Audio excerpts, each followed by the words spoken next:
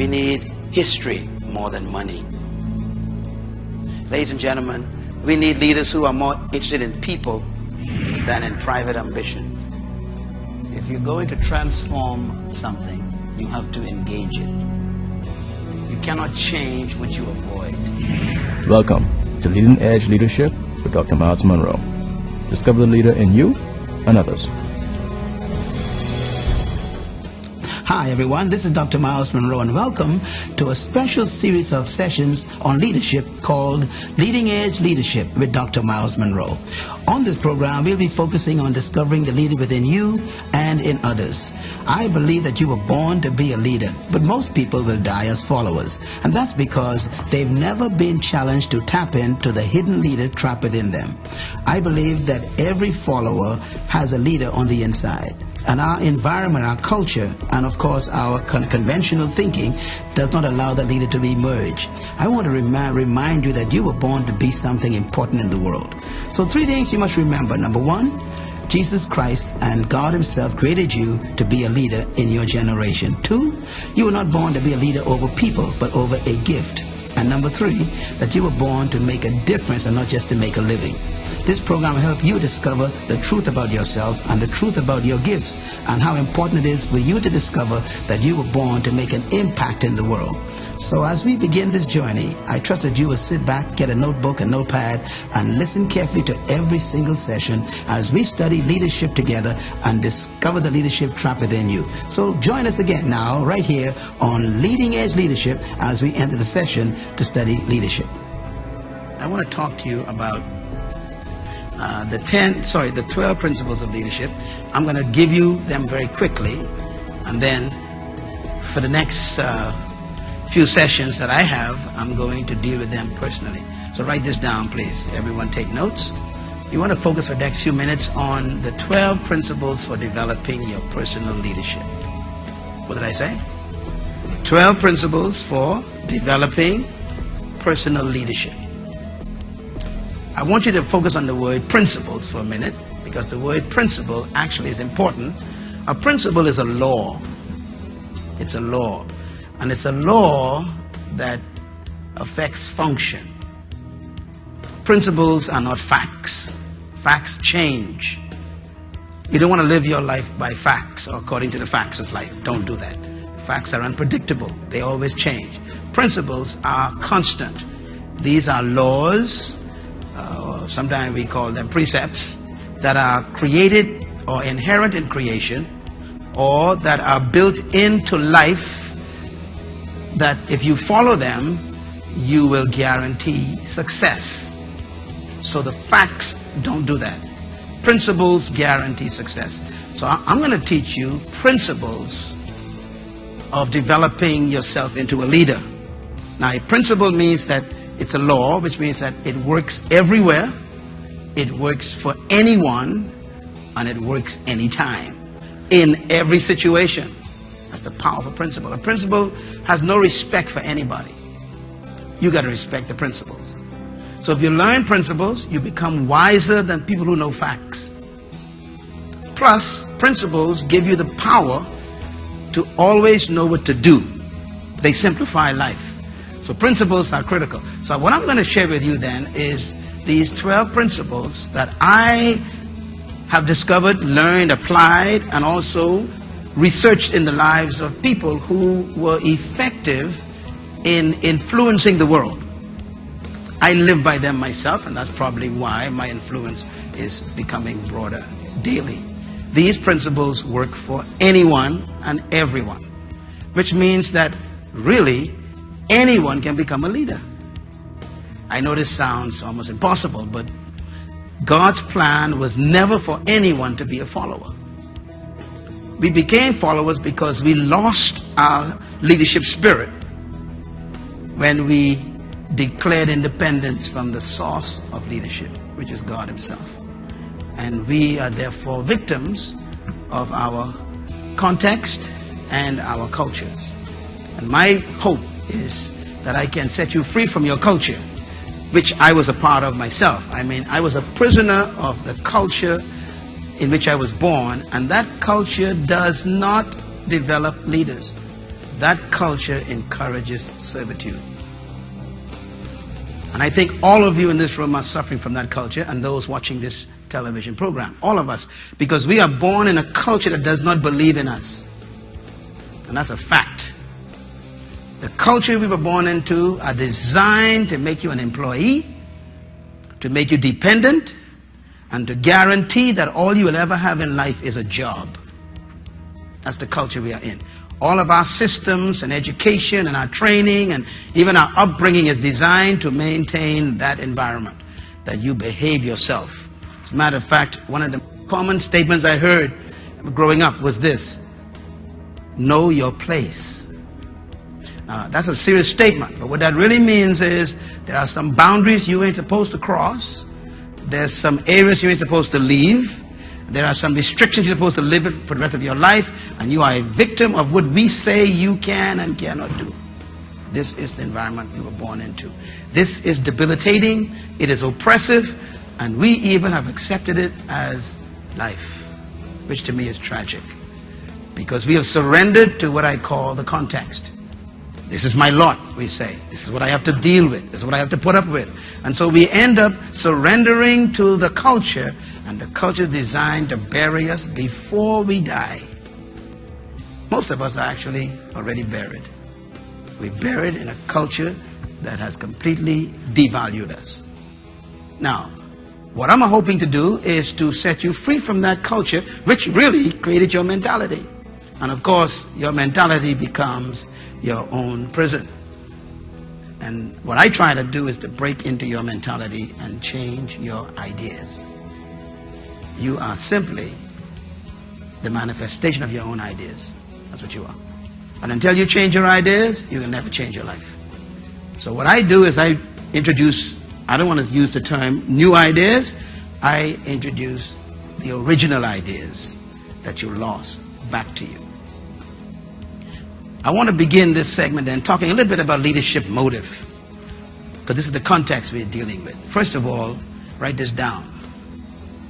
True leadership must lead to change, and that change translates into social betterment. Anyone who says that they are a leader must focus on changing their environment, their context. You cannot be a leader and everything remains the same. If you claim to be a leader and nothing is changing around you, or you are not changing anything, you are simply a manager, not a leader. That leads to point number 2. True leadership should not and must not support any vision or process that perpetuates or gives continuance to social injustice. A leader will never imprison people and oppress people. Leaders set people free. True leaders deliver people from the inhibitors of life. They help people discover that there is no limit to what they can do or become. Any leader that does not introduce that kind of life to you is not a leader, that's a dictator.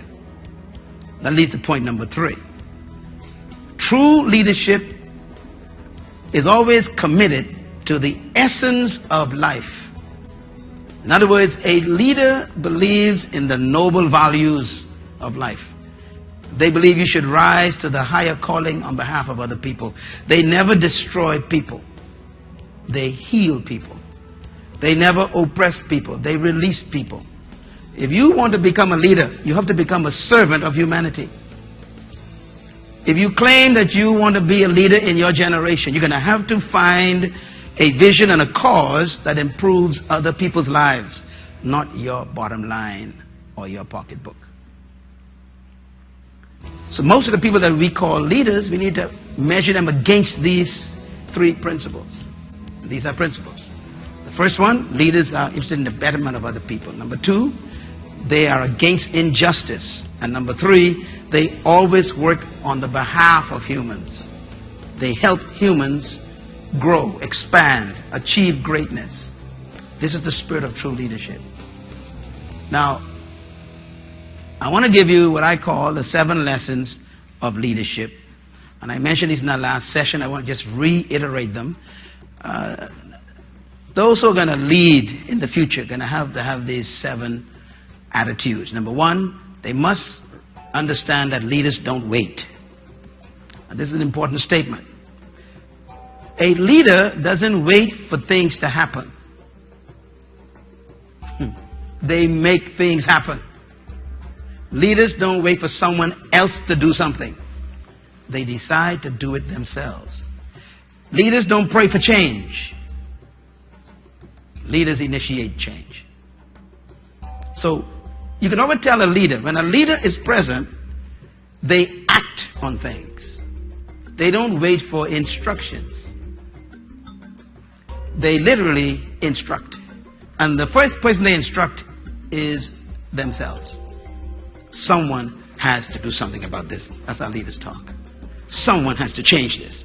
You know, when you think of people like Mr. Nelson Mandela, who was born in a country that was under apartheid for over 70 years.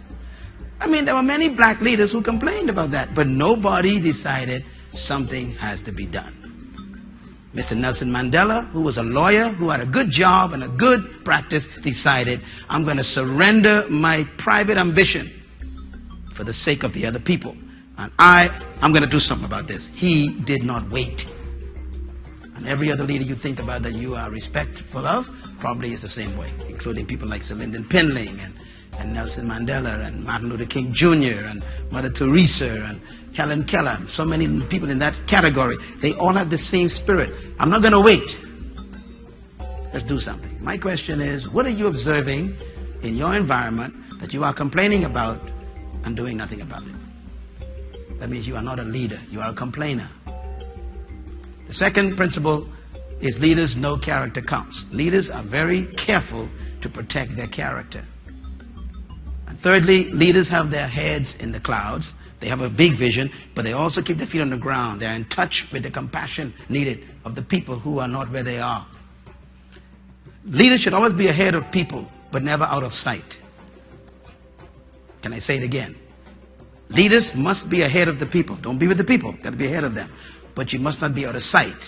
In other words, the people don't know where to go if they can't see you. So you're supposed to be with your head in the clouds, with a massive vision, a big dream, all these great ideas, but don't let your feet leave the ground because some people ain't in the clouds. So they are in touch with the infirmities of the people. They come back and teach and train and motivate and help those people. Thirdly, leaders must be aware of their shared values. Their values are important. They believe that the things they value, the people should value. And they share their values. Number 5, leaders know you cannot do it alone. Leaders are very driven, but they like people in the backseat with them. They know they can't go alone. They always know that they need a team. They need people. They need a group. Leaders do not achieve anything alone. Dictators do. And number 6, leaders know the legacy you leave is the life you live. Leaders live by example. They don't live by instructions. Leaders live by living what they say, manifesting what they say. They don't give instruction. They live instructions. So a true leader actually demonstrates what they tell you to do. They live what they give you instruction on. And of course, number 7, leaders know that leadership is everyone's business, that everyone should be involved in leadership. A true leader is always driving other people to become more responsible, to become more independent, to become more of a thinker themselves. So leaders always want people to become leaders. Again, those who are not leaders want to make sure you never join their category. They try to keep you out of their space. They think the space is only for them. And these are not leaders. These are parasites with titles, of course. All right, that leads me then to the next point. I want to give you an example about qualifications. And there's a reason why I want you to see this. You just can't decide I'm going to be a leader. You have to be trained and also have to have some qualifications. And I want to make a reference to the first century leader whose name was Paul. Paul was trained highly by the University of Gamaliel. He was one of the top students from that school. So Paul was very well educated. And Paul was also a Roman citizen, even though he was a Jew. So he was exposed to a lot of the leadership environment of the pagan world. And Paul began to train leaders to take positions in churches that he built all over Asia Minor. And Paul began to appoint people to take leadership positions, but he knew that they had to be trained. And he laid out in this statement, in his letter to one of his young leaders, whose name is Timothy, Paul says, if you're going to appoint people, here's some qualifications they should have. I want you to read them with me in the book of Timothy. 1 Timothy chapter 3. Paul says, if anyone sets his heart on being an overseer, overseer there means manager or leader, okay? Not a religious term. If he desires that, he says, that's a what? A noble task. In other words, if you decide you want to be a leader, Paul says that's a good decision.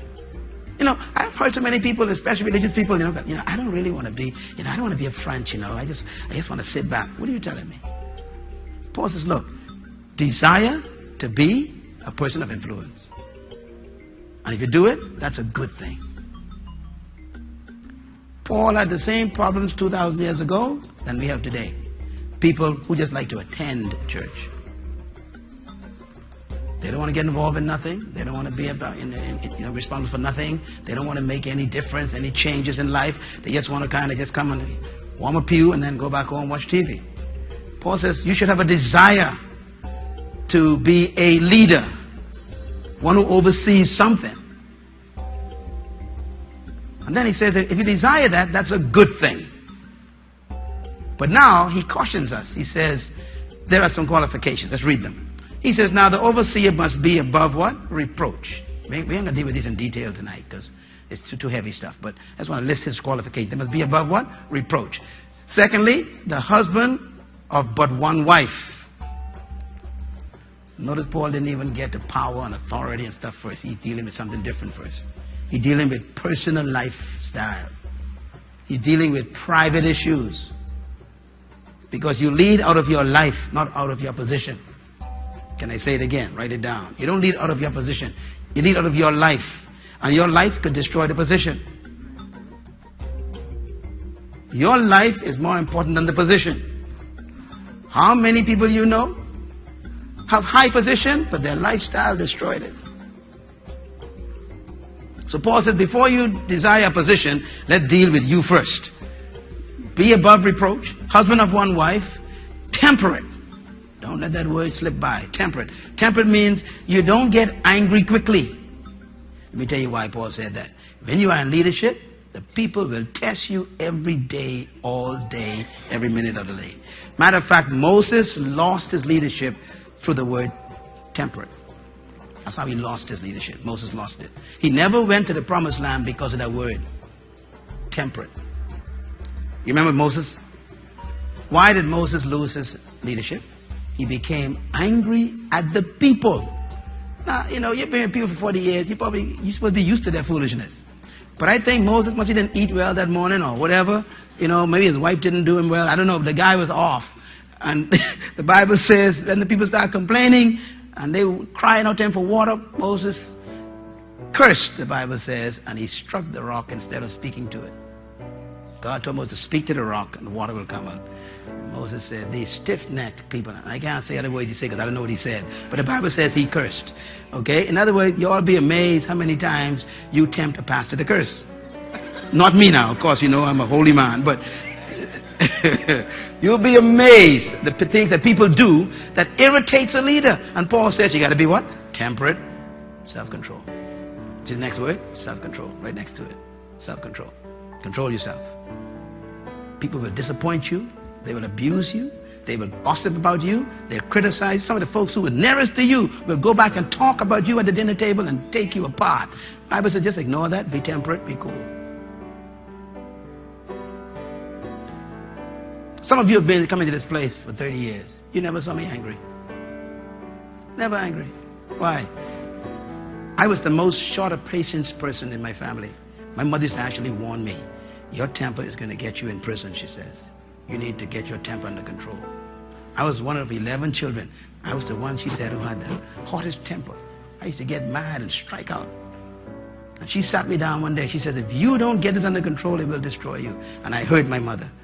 I must have been about 11 years old when she told me that. She said, son, you need to get your temper under control. See the word temper? Right there, temper. She says, you cannot live like this. You cannot get angry at everything. So I'm very cool. And that has saved me a lot of my lifetime. Just be cool. Because people will always test your peace. Paul says, be respectable. He's talking about leadership qualifications now. Be what? Respectable. That means make people respect you. One of these days I'm going to teach on respect, because some people don't know what makes a person respect you. I'll give you one hint.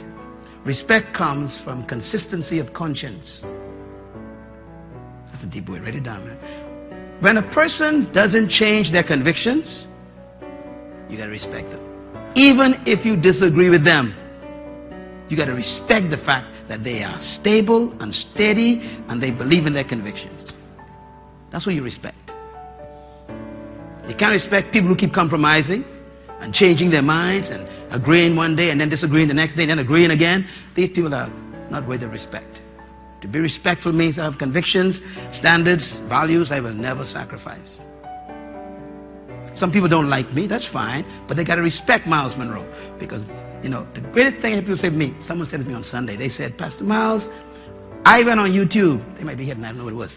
And they said, I listened to a tape from you from 1994. And you are still saying the same thing today, they said. They said, that's one thing I like with you. You are consistent. How many leaders in the world today have changed their minds? Can't trust them. Consistency of conscience. Then he says, what's the next one? Hospitable. Hospitable means, you know, be nice to people. Smile with people. Take time to be with people. Hug people. Bless people. Listen to people. Talk to people. Don't walk past people. Don't pout your motor off. Hospitable. You'll be amazed how many people avoid you because you are so unhospitable. Some of you all think I'm the nicest guy in the world. I always got something good to say to you. You see me anywhere? Hey, hi. Why? Leader got to be hospitable to even his enemies. Because enemies are simply temporary. They're always temporary. Hospitable means I am willing to be always open to you, to serve you. Hospitality. And it might be giving you a smile, or giving you a cup of water, or giving you my time, or even my air. Hospitality. Then he says they must be able to what? Teach. This is important. He said you can't be a leader unless you are able to effectively communicate your ideas. And that comes through what? Training, practice, reading, studying, preparation, content. Coming to a session like this is very important for you. It makes you a better teacher. You're learning new ideas and you'll be able to explain them more effectively if you understand them yourself. You got to be able to teach. The next one is not given to drunkenness. Paul says, look, if you're going to be a leader, you cannot be a victim of substances. By the way, please put in that sentence, drunkenness, getting high, sniffing, shooting up, whatever affects your mental state is considered drunkenness.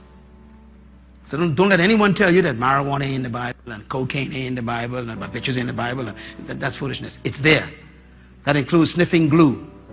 Whatever affects your mental stability is drunkenness. He says you must not be given to drunkenness. A leader must never be disoriented. Why? Because people are depending on your decisions. I never forget reading in the book, the 24th chapter of Proverbs, it says, a king should never drink wine when it moveth in the cup. Let me tell you what he means by that. It means fermentation.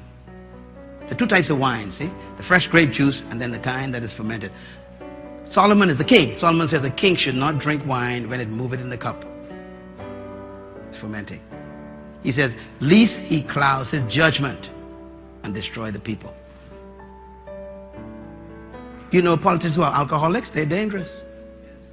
Because they're making decisions for you behind closed doors, and they could be affected mentally by the substance that they are being influenced by. So leaders must not be controlled by any substance. Very important. Then the next one is what? Not violent, but gentle. Lashing out at people. You know, some people you're afraid to talk to because they always seem to be angry, or they seem like they're irritated by anger. You normally avoid those people. The Bible says if you're going to be a leader, you got to be very gentle, you know, open, kind. And some folks got not nice things to say about you, you know, or to you. You got to still be non-violent. I think Nelson Mandela and Martin Luther King Jr. showed this beauty of non-violence. They were gentle. Next one is what? Not given to quarrelsome. Oh boy, that sounds like a Bahamian, eh? Not quarrelsome. You cannot be a leader if you're always creating arguments, picking fights, quarreling over little things that are not important. Sometimes it's just easier to just be quiet and let the people do what they do and maintain your integrity. You don't get involved in quarrels. Yeah. The next one is what? Not a lover of money. Why Paul put it on the list? Because he had that problem. There are people who go into positions to secure themselves, not to secure the people. They go into positions so that they can become rich, not to enrich the people. Paul says you should never be motivated by money if you're going to be a leader, because you will sacrifice the people for money and also sell your integrity for it. The next one, he says, it must be one who manages his own family well and see that his children obey him or her with proper respect. You know, my life, I have to live my life a certain way for you all to respect me. So my son and daughter, they are my greatest test of my leadership. And you all know my children. And both of them respect me, and they work with me now, and they are helping me do what I do. I didn't ask them to come and join me. They decided that themselves. This is a part of qualifications for leadership. Now, there are sometimes your children, they don't behave properly.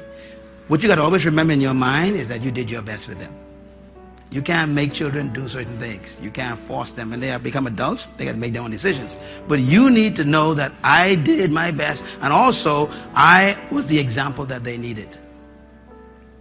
If you were good examples to your kids, then they are responsible for their decisions after they are adults. And you must be able to know that publicly and say that publicly. You know, that's my son, and that's not what I taught him. So, they have to respect you, is the point that's important here. It didn't say they got to love you, you know. Read it. Your kids don't have to love you, but they got to respect you. They would say, boy, you know, I ain't quite into what my daddy doing, but boy, I got to respect him. He into that. He believe in God. You know, so the kid got to respect you. Very important. Then he says that his children must obey him. Now notice the difference between, children and adults. Adults don't obey, but children are supposed to obey. So when they're small, they should obey you. If you're going to be a leader, you got to instill in your children a respect for authority, and you are their first authority. And you must instill that in them. Okay. Anyhow, I want to end this by saying, if anyone does not know how to manage his own home, family well, how can he take care of God's church? Paul is comparing that. He must not be a recent convert. It's important. That's a whole new teaching. And he may become conceited and fall under judgment like the devil did. Now remember how Satan fell. He was one of God's top cherubims. And his position went to his head. He was used to that, could handle that kind of power, and he began to think that he and God was company. You know, they keep company with each other, and God said, well, excuse me, I created you, you're not in my class. Okay? And of course it went to his head. And that happens to some people, you know. If you give them positions too early, they claim they can handle it, they can't handle it. And sometimes people wonder why, even in this church, where we pastor, where we don't put people in positions for a long time, it's because we be testing things. Your talent doesn't qualify you for leadership. Your gifts don't qualify you for leadership. You got to be what? Tested. Matter of fact, it says in the next statement, he must also have a good reputation with people outside. How are you going to know your reputation if I don't give you time to find out what people are saying about you? You know, and sometimes people move around, you know, they move around. People come in, they move around. And you move around too fast, I get nervous. You know, you in that church, and then that church, the next in that church, and all of a sudden this church, and all of a sudden you want to do something. I'm like, excuse me, sit down. Yeah, but you know how talented I am. Excuse me, Sit down. I got experience. I've been to 5 different churches. That's why you're sitting down, because you've been to 5, and I want to know why you left. See, the problem is a plant can't grow if you keep rooting it up.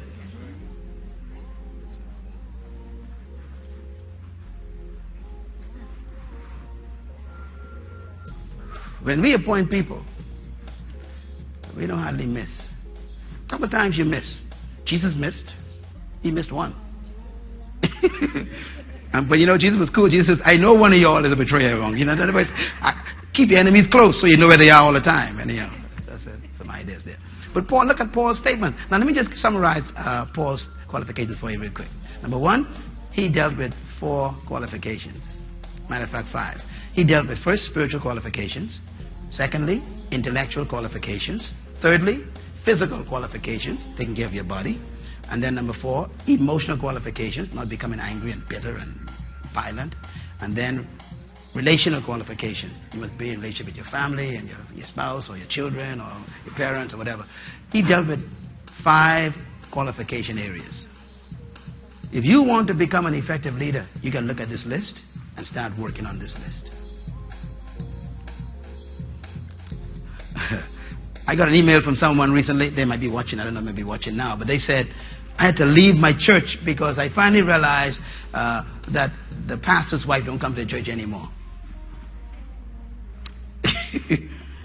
Oh, that's serious. That's very often. That happens fairly often. You'll be amazed. In other words, the person realized that not even the wife believing what the pastor is preaching. She goes to another church. Why should I stay?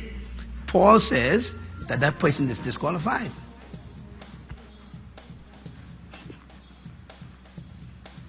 If your own family don't believe what you're saying, why should I? They grew up with you.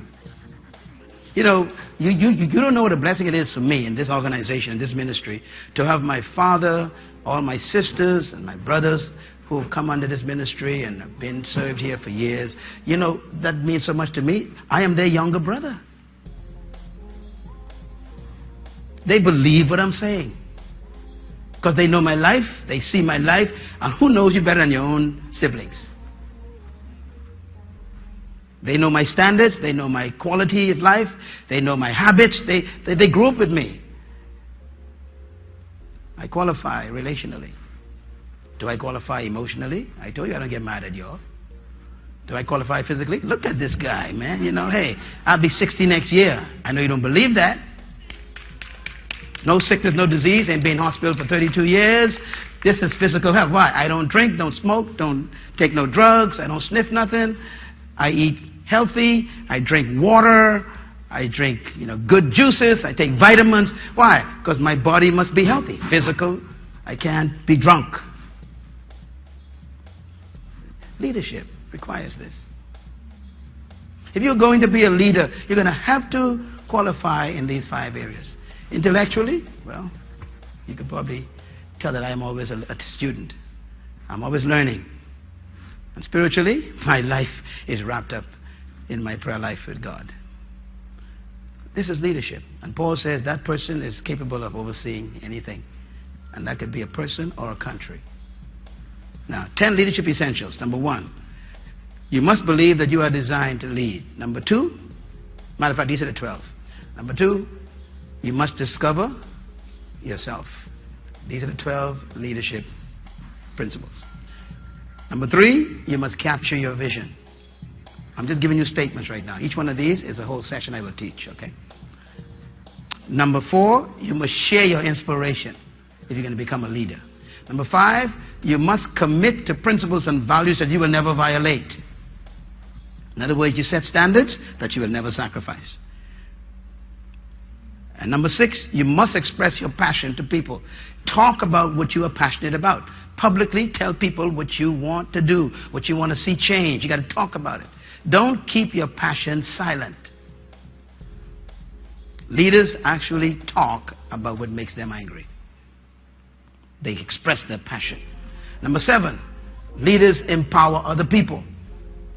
They don't pursue power, they pursue empowering other people. Number 8, leaders discipline themselves to protect their purpose. Purpose is your reason for living. Leaders live a life of discipline to protect that.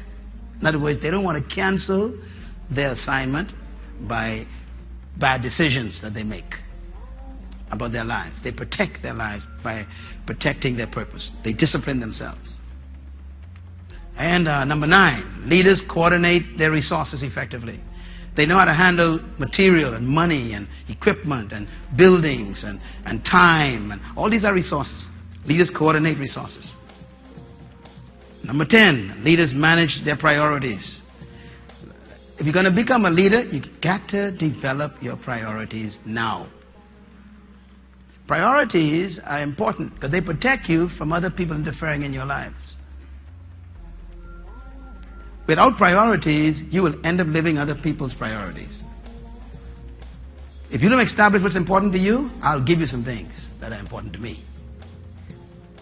So you got to know your priorities, you must establish them, and then you must protect them. Manage your life according to them. And then number 11, you must mentor someone greater than yourself. A leader will always live their lives through their successor. They produce people, they don't just produce buildings. They develop people, they don't just develop programs. Leaders leave the world people. They don't leave them some monument. They leave the world people. And I always think of Jesus Christ as such an amazing experience, because Jesus never built a building, never established a program. He simply built people. And he left us these people, and these people changed the world. My question, who are you mentoring right now to take your place? In whatever you're doing, have you identified a few people that you are going to pour your life into, and you're going to turn things over to, and you're going to allow them to test their skills through your privilege? This is leadership. And number 12, leaders must understand management. Leaders must understand that they have to manage even though they are not managers. Let me explain what I mean by that. All leaders are managed before they are leaders. But a leader is aware that management is only a small part of what he does. He must understand management. Management has more to do with delegation. Delegating responsibility to other people. Leaders share power. They allow people to have value around them by giving them responsibility. That's what management is about. So these are the 12 principles essential to leadership development. I will teach each one of these separately. You'll be amazed that each one of them is a book in itself. Like number 1, to me, is a book. So much to learn about just your design for leadership. And we will deal with that in the coming months, weeks rather. I just want to give you a little bonus here tonight. I want to give you 12 principles of leadership that I have distilled in my books. Number 1, purpose. I'm going to give you a little statement next to them. Write them down. To become a leader, you must discover your purpose. Purpose is discovering your sense of destiny. You become aware that you were not born just to make a living and breathe oxygen. You discover that you were born to give life something else. You were born to do something for humanity. Number 2, vision. A leader must have a perception of the future that is respectable and noble. They see a future that's better than the present, and they're willing to go to it at any cost. Number 3, passion. All leaders must have a commitment beyond their own safety. They must be willing to handle the tests, the opposition, the criticism, because of their passion. Passion is the only thing that can stand up against opposition. And passion is a desire that is stronger than the threat of death. A person who has passion, you can't threaten them because it's too late. And this is why I define passion as not finding something to live for, but finding something to die for.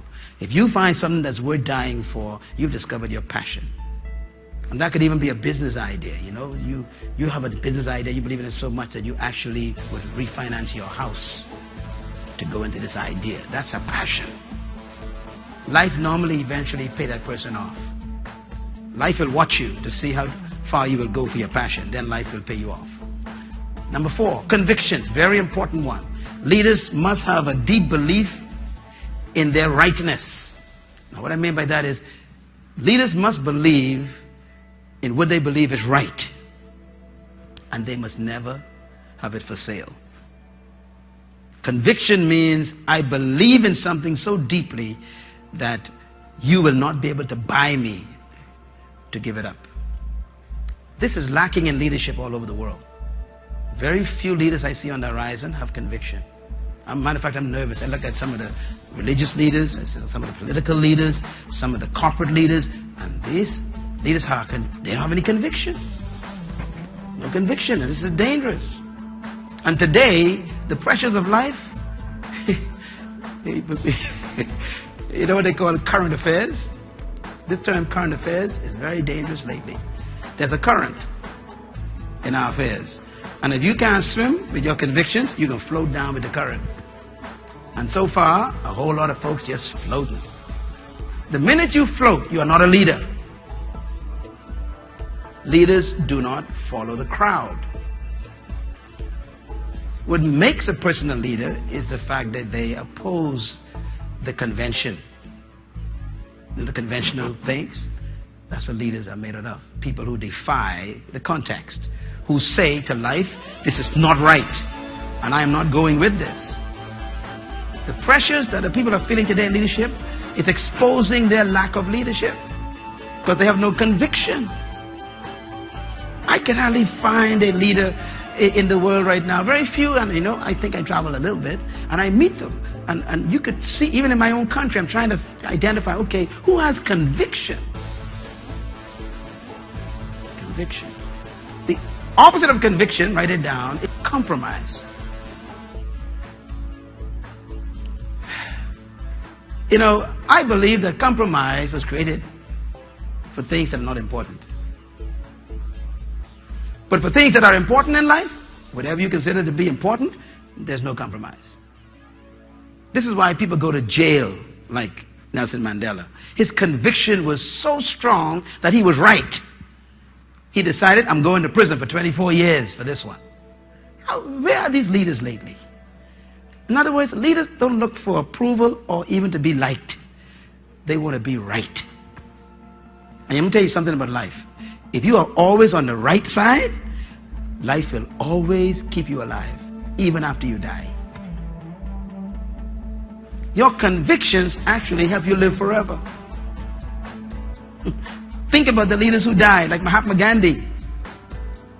His convictions about the oppression of Indians by the colonial powers of Britain was so deep. He said, I'm going to starve myself to death in prison. And he refused to eat.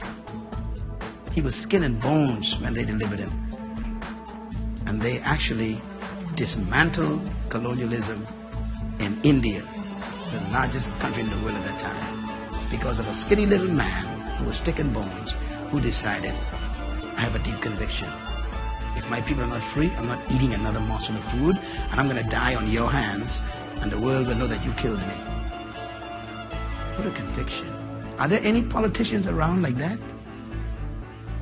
Or are we just making deals on the tables, or deals in conference rooms, or deals in boardrooms? Are we just making deals? What about conviction? You young people here tonight, please, find something worth dying for, please. Me, I've been criticized all my life in the Bahamas. Criticism actually qualifies you for respect.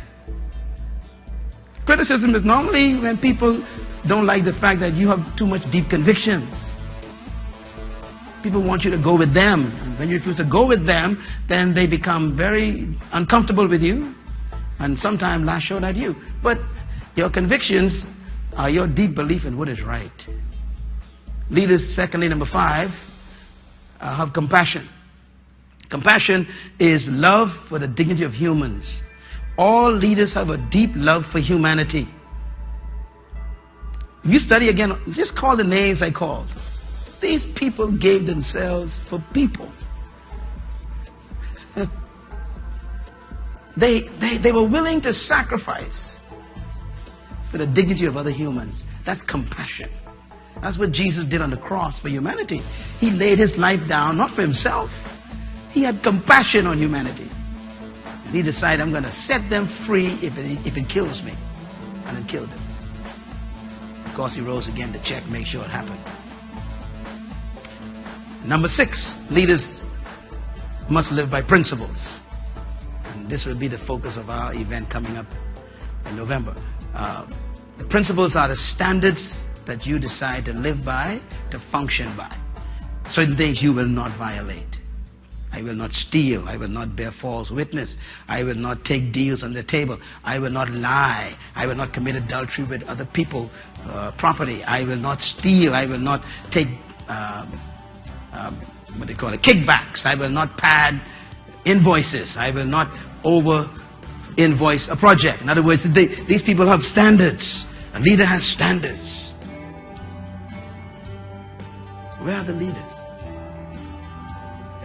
Number 7, leaders have values. Values are what we call codes of ethics. The ethical, it's like a personal contract with yourself about what is important to you. Code of ethic. Number 8, leaders must have a clear plan. Always a clear plan. Always be a planner. A leader can have a plan all the time. Have a plan that they're working on in their lives. Their life is planned. This is important because leaders are not people who are looking for a current to take them somewhere. They already got their GSP all worked out. They got the destination clocked in. They put the coordinates in their lives into life. They know exactly where they're going. They, how they say it in aviation, they got their flight plan already logged in. So when the hurricanes come and the storms come and the lightning flashes and the thunder comes and the rain comes, they know that's okay. I'm going to bump around a little bit, but I got my coordinates in. They have a plan. Leaders are not afraid of setbacks and side tracks. All they know is that they have a main track. They're going to stay on track. They may even fall and get up, but they're going to get back on track. Leaders have a one-track mind. Yes? Number 9, persistence. Big one. Leaders are committed to success. The word commitment is important here. Persistence is insisting on what you desire. Persistence means I insist on getting what I dream. I insist on it, which means that life gonna have to let this go. Life could hold this as long as it wants. I'm gonna get this. Persistence means bearing up under pressure. It is the foundation of courage. It is the very thing that gives the leader stickability. Persistence means that I believe in the future so much that the present have to let me go. This is persistence. And by the way, those who are watching me online, you can put that quote right there and send it out. Persistence is when you tell the present, the future is more important than you. I'm going there. That's what leaders are. Leaders don't live in the present. They live in the future. Their body's in the present. They believe in the hope more than they believe in the environment that they are in. Leaders have this powerful persistence. And number 10 is dedication. I'm going to write a book on this one someday, but the dedication is so important. I discovered that dedication is more important than loyalty, faithfulness, and commitment. And someday I'll explain that. But dedication is the highest form of relationship. Dedication. You can be loyal and not be dedicated. I could be loyal to you for the wrong reason. That's what I'm saying. In other words, I could show up every single day, loyal to you. Why? Because I want your job. It ain't you I love. Faithfulness is also not as important as dedication. You can be faithful to something for the wrong reason. That's why marriages don't work. Marriages don't work because people marry people who are faithful and committed and loyal. Let me tell you something. Your marriage is not safe if the person who loves you is committed. But they can be committed to you, come home every day, but still got a sweetheart. So they are committed to coming home every night. But where they been before that is the question. See, so the commitment doesn't mean that you're safe. And the loyalty, they can be coming home every day. They come home every day. That's loyal. I got a loyal husband, loyal wife. They always come home. Yeah, but where they been on the way there? So the loyalty doesn't mean that you are safe either. Am I coming home?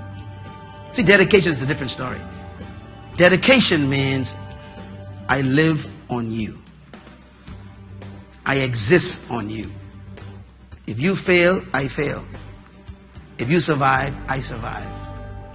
I live for you only. That's dedication. Leaders must be dedicated to the task. You know, there's some folks who are loyal to you until pressure comes.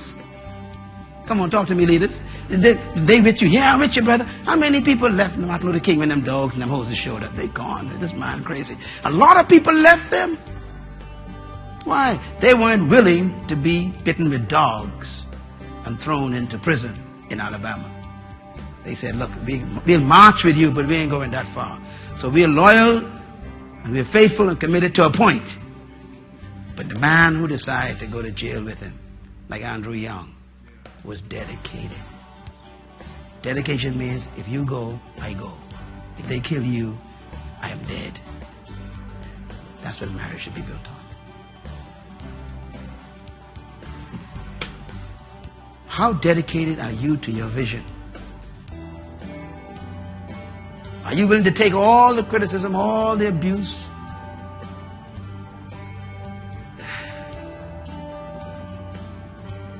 Leadership. What they say? Take a licking, keep on ticking. That's what leaders do. They take a good licking, and then they get up, keep on ticking.